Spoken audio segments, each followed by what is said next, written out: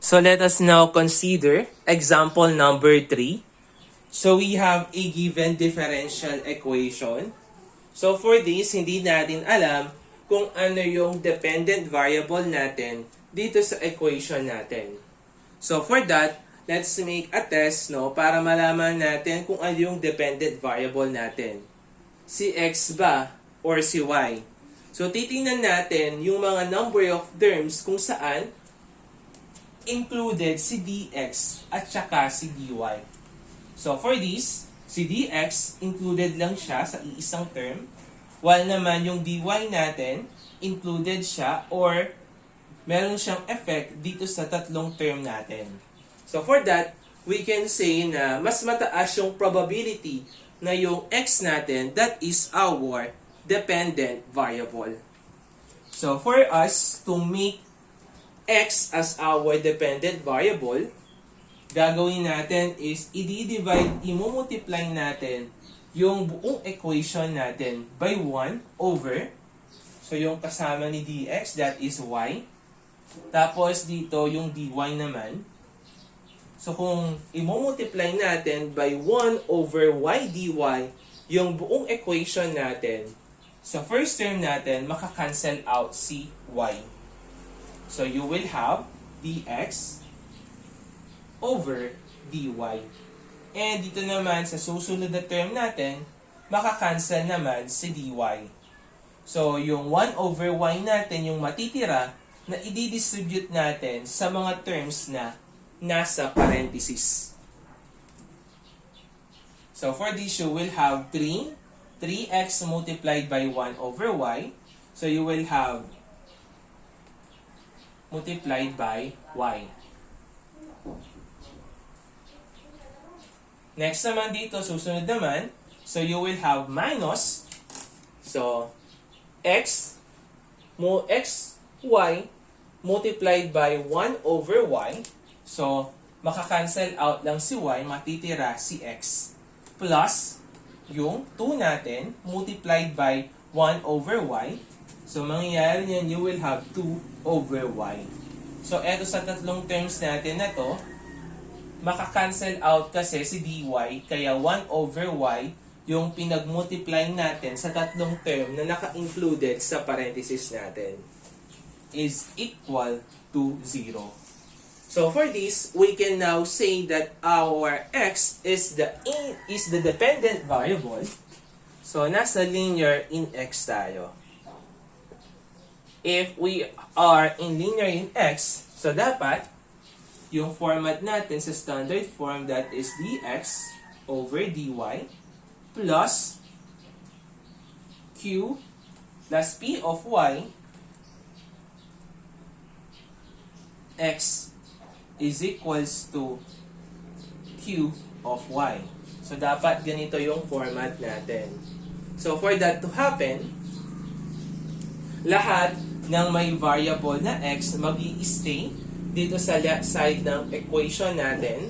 Tapos lahat ng walang x na variable, ililipat natin or itatranspose natin to the right side para masunod natin yung standard form natin. So for that, kung makikita natin yung mga terms natin na may x, eto yan. Etong second term, at saka yung third term natin.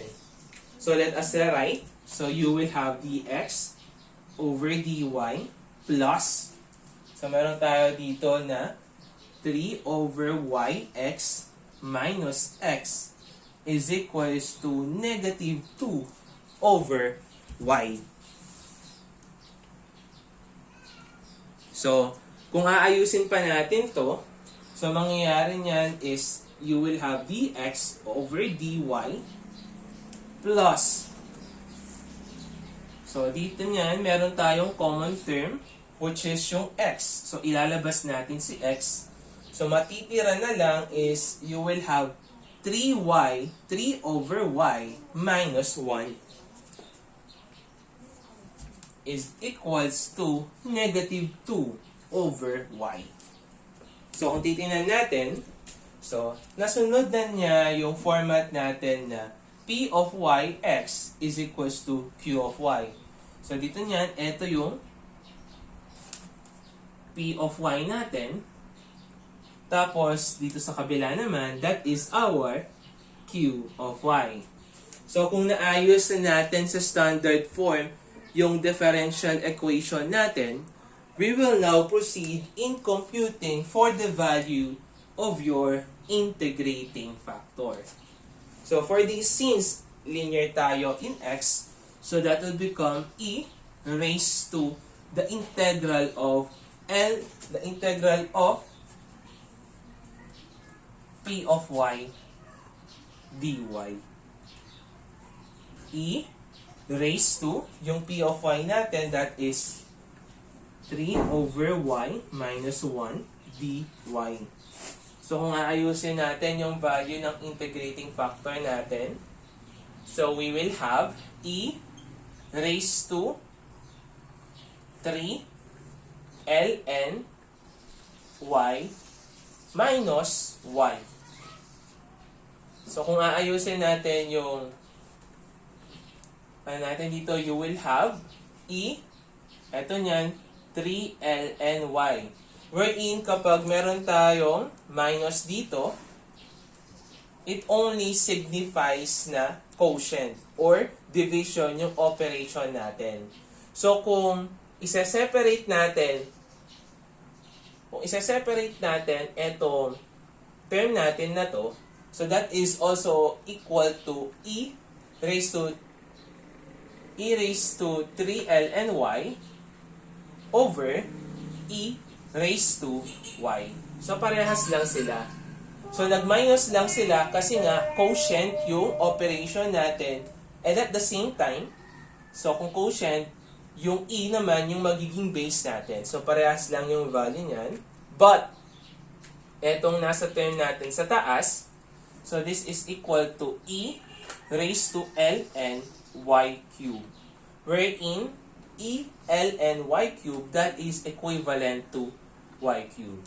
So, we can now say that our integrating factor, that is equal to y cubed, tapos itataas na lang natin yung value ni ey natin.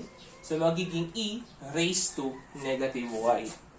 So, that will be the value of your integrating factor. So, after computing for the value of your integrating factor, let us now solve for the value of your general solution. So, since yung natin, we are linear in x, so that will become x multiplied by the integrating factor na y cubed e raised to negative y is equal to the integral of q of y. So, yung q of y natin, that is negative 2 over y.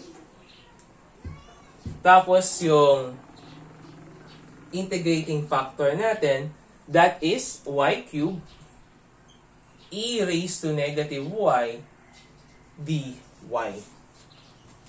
So, ayusin lang natin. So, we will have, so, rewrite lang natin yung x, y cubed, e raised to negative y is equals to, since yung negative 2 natin is constant siya, so, pwede na siyang lumabas dun sa integral sign natin. So, for this, makikita natin na masisimplify natin to. So, magiging 2 na lang to. So, you marireduce to into y squared e raised to negative y dy. Wherein, etong part na to, it can be solved using integration by parts. So, we can solve that for integration by parts. So, we can proceed to the long method or pwede tayong mag-proceed dun sa shortcut method. So, for this, yung lang natin dito, no, sa integration by parts, for determination of u, ayan. So, always remember lang yung liate natin, yung acronym na liate. L for logarithm, I for inverse trigonometric, A for algebraic, T for trigonometric, and E for exponential. So for this, no, meron tayo dito na y squared, which is algebraic yan. Tapos, nakapartner naman siya sa e raised to negative y, which is yung exponential naman siya. So, kung titingnan natin, na una, si A kay E dito sa acronym na liate. Therefore, yung U natin, yun yung algebraic natin, which is equal to y squared. Yung magiging dv naman natin, yun naman yung e raised to negative y dy. So, ganun lang yung rule natin for liate. So, kung anong mauuna dito sa acronym natin sa liate, siya yung magiging u natin dun sa formula natin.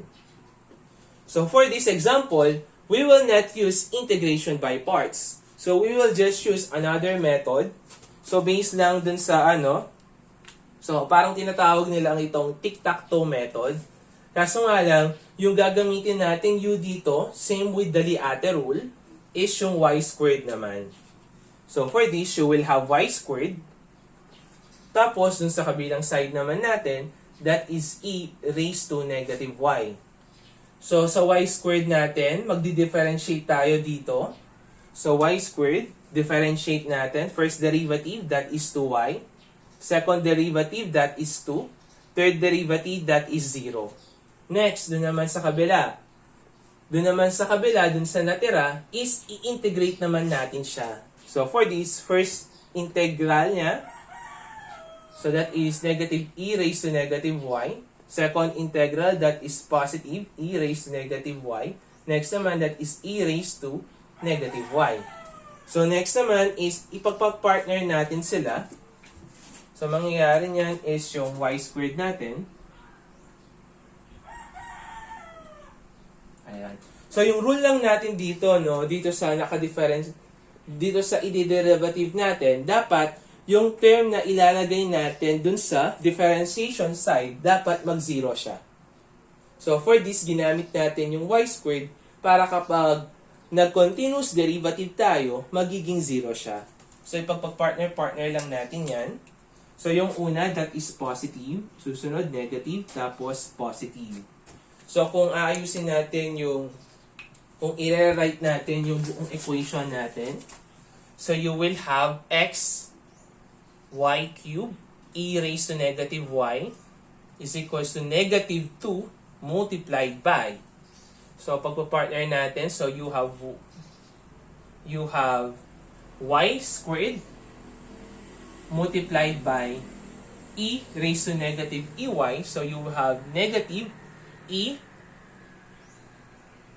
So, that is negative y squared e raised to negative y.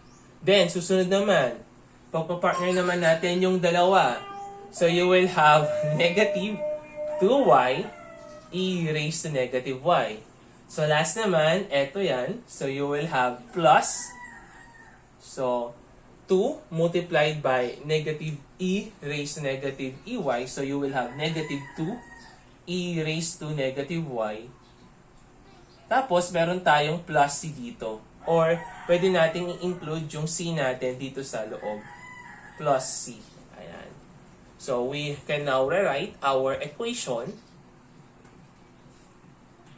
So, you have negative 2 multiplied by negative. So, that will become positive 2y squared e raised to negative y plus 4 e raised to 4y e raised to negative y plus 4 e raised to negative y plus c. Or pwede nyong lagay na negative 2c. Kasi since constant lang naman yan, okay lang kung ano yung gagamitin natin dyan. So, our equation, so para mas maging maayos lang yung equation natin, so let us divide yung buong equation natin by e raised to negative y. So divide lang natin yan by 1 over e raised to negative y para ma-cancel out lang yung value ni e raised to negative y. So we will have xy cubed is equals to 2y squared plus 4y plus 4 plus c over e raised to negative y. So this will now become our answer.